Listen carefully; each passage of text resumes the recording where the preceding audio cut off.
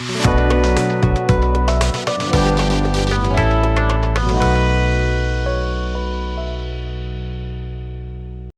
Friends, welcome to Hima's recipe. ഇന്ന് ഞാനിവിടെ അവതരിപ്പിക്കുന്നത് ഒരു ടിഫിൻ്റെ റെസിപ്പിയാണ്, സ്റ്റഫ്ഡ് ചപ്പാത്തി. എങ്ങനെയാണ് നമുക്ക് ഈസി ആയിട്ട് സ്റ്റഫ്ഡ് ചപ്പാത്തി തയ്യാറാക്കുന്നത് എന്ന് നോക്കാം.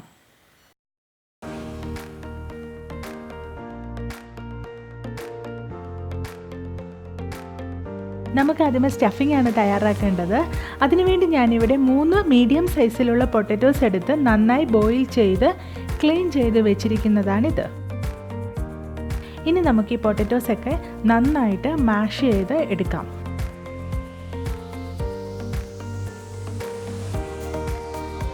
ഇനി നമുക്കൊരു പാനിലേക്ക് 1 ടേബിൾ സ്പൂൺ എണ്ണ ഒഴിച്ചു കൊടുക്കാം.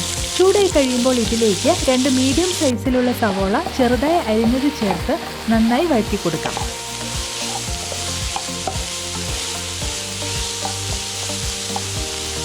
ഇതിലേക്ക് നമുക്ക് കുറച്ച് ഉപ്പ് ചേർത്ത് വഴറ്റാം. ഇങ്ങനെ ചെയ്താൽ സവോള പെട്ടെന്ന് നമുക്ക് വഴന്ന് കിട്ടും.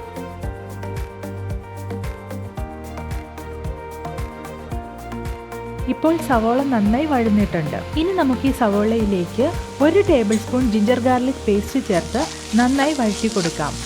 ജിഞ്ചർ ഗാർലിക് പേസ്റ്റിൻ്റെ പച്ചമണം മാറുന്നത് വരെ നന്നായി വഴറ്റിയെടുക്കാം.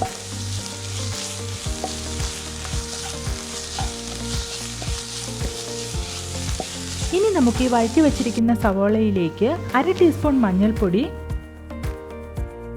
2 ടീസ്പൂൺ മുളക് പൊടി,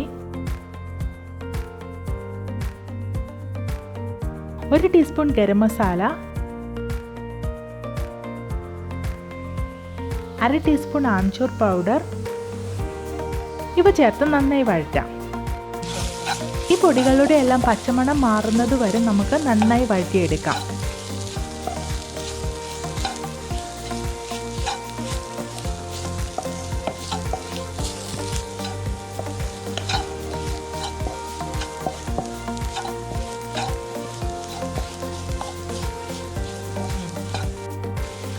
ഇപ്പം ഈ പൊടികളുടെ എല്ലാം പച്ചമണം മാറി നന്നായി വഴന്ന് കിട്ടിയിട്ടുണ്ട്.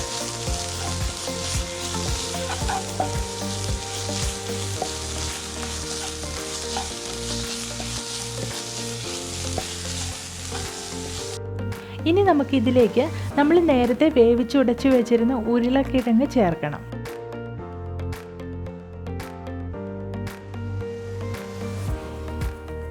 ഇനി ഈ ഉരുളക്കിഴങ്ങ് നമുക്ക് നന്നായിട്ട് മിക്സ് ചെയ്തെടുക്കാം.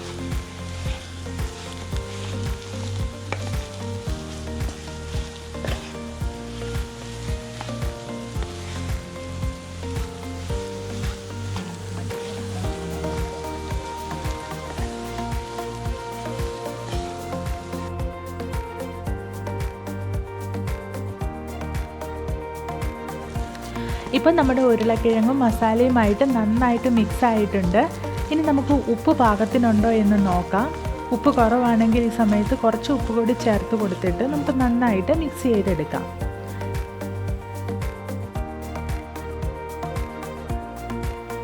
ഇനി നമുക്ക് ഈ മിക്സിലേക്ക് കോൺഫ്ലോർ ആണ് ചേർത്ത് കൊടുക്കാനുള്ളത്. ഞാനിവിടെ 2 ടേബിൾ സ്പൂൺ കോൺഫ്ലോർ ചേർത്ത് കൊടുത്തിട്ടുണ്ട്. ഇനി നമുക്കിത് നന്നായിട്ട് മിക്സ് ചെയ്തെടുക്കാം. നമ്മുടെ ഈ മിക്സ് നമുക്ക് സ്റ്റഫ് ചെയ്തെടുക്കുകയാണ് വേണ്ടുന്നത്.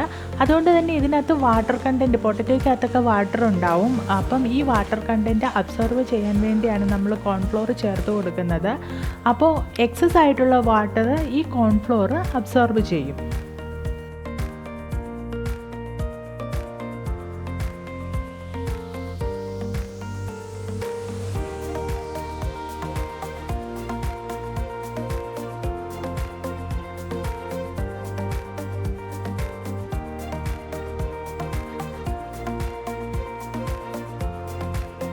ഇപ്പം നമ്മുടെ കോൺഫ്ലോർ നന്നായി മിക്സ് ആയിട്ടുണ്ട്. അങ്ങനെ നമ്മുടെ ഫില്ലിങ് തയ്യാറായി. ഇനി നമുക്കിത് തണുക്കാൻ വേണ്ടി മാറ്റി വയ്ക്കാം.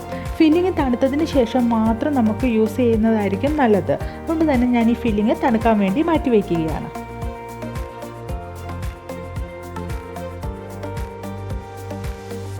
ഇനി നമുക്ക് ചപ്പാത്തിക്കുള്ള മാവ് തയ്യാറാക്കാം. ഇതിനായിട്ട് ഞാനിവിടെ 2 കപ്പ് ആട്ടയാണ് എടുത്തിരിക്കുന്നത്. ഇതിലേക്ക് 1/2 ടീസ്പൂൺ ഉപ്പ് ചേർത്ത് നന്നായി മിക്സ് ചെയ്തെടുക്കാം. ഇനി അല്പം വെള്ളം ചേർത്ത് ഈ മാവ് നന്നായിട്ട് കുഴച്ചെടുക്കാം.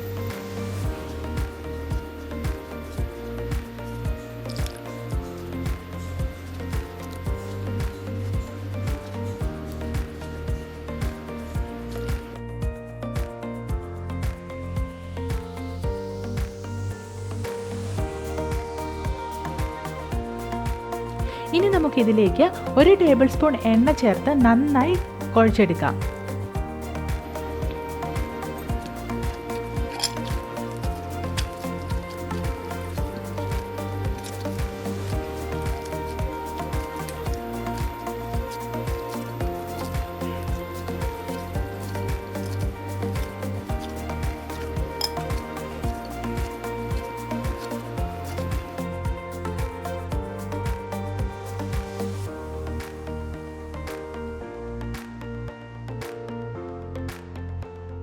അങ്ങനെ നമ്മുടെ നല്ല സോഫ്റ്റ് ആയിട്ടുള്ള ചപ്പാത്തി മാവ് തയ്യാറായിട്ടുണ്ട്. ഇനി നമുക്ക് ചപ്പാത്തി പരത്തിയെടുക്കാം. ഞാൻ ഇതിനായിട്ട് നമ്മൾ കുഴച്ച് വെച്ചിരിക്കുന്ന ചപ്പാത്തി മാവിനെ നീളത്തിൽ ഉരുട്ടിയെടുത്തു.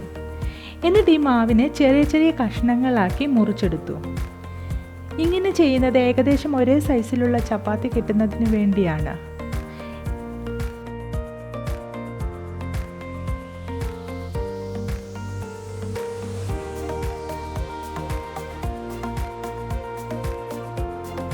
ഇനി ഇതിൽ നിന്ന് ഒരു കഷ്ണം മാവെടുത്ത് ഒന്ന് ഉരുട്ടിയതിന് ശേഷം ചപ്പാത്തി പരത്തിയെടുക്കാം.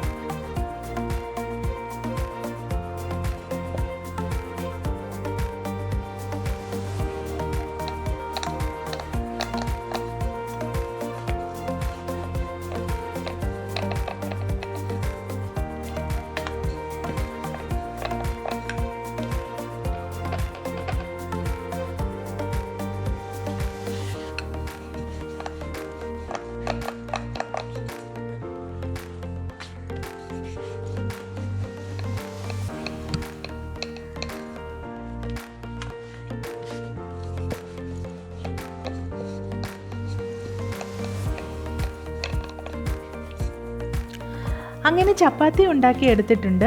ഇനി നമുക്ക് ഇതിലേക്ക് നമ്മൾ ഉണ്ടാക്കി വെച്ചിരിക്കുന്ന ഫില്ലിങ് ചേർത്ത് കൊടുക്കാം.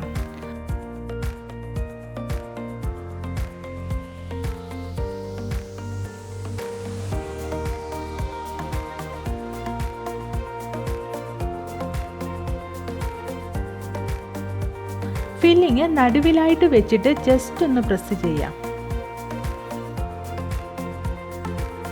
ഇനി ഇതുപോലെ ചപ്പാത്തി ഫോൾഡ് ചെയ്തെടുക്കാം.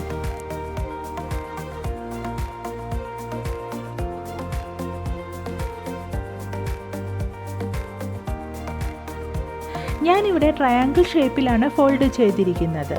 നമ്മുടെ ഫില്ലിങ് കംപ്ലീറ്റ് കവർ ആവുന്ന രീതിയിൽ നന്നായി ഫോൾഡ് ചെയ്തെടുക്കാം. ഇപ്പം നന്നായി ഫോൾഡ് ചെയ്തെടുത്തിട്ടുണ്ട്. ഇനി കൈ വെച്ചിട്ട് ജസ്റ്റ് ഒന്ന് പ്രസ് ചെയ്ത് കൊടുക്കാം. ഇനി നമുക്കിതൊരു പാത്രത്തിലേക്ക് വയ്ക്കാം. ഞാനിവിടെ പാത്രത്തിൽ അല്പം ആട്ട തൂവിയിട്ടുണ്ട്. ഇനി നമുക്ക് ഈ ചപ്പാത്തി ചുട്ടെടുക്കാം.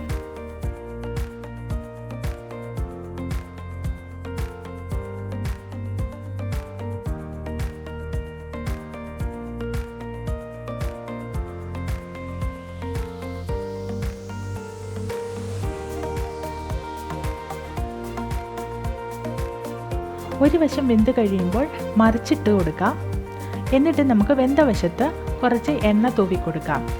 ഇങ്ങനെ തിരിച്ചും മറിച്ചും ഇട്ട് ചപ്പാത്തി വേവിച്ചെടുക്കാം.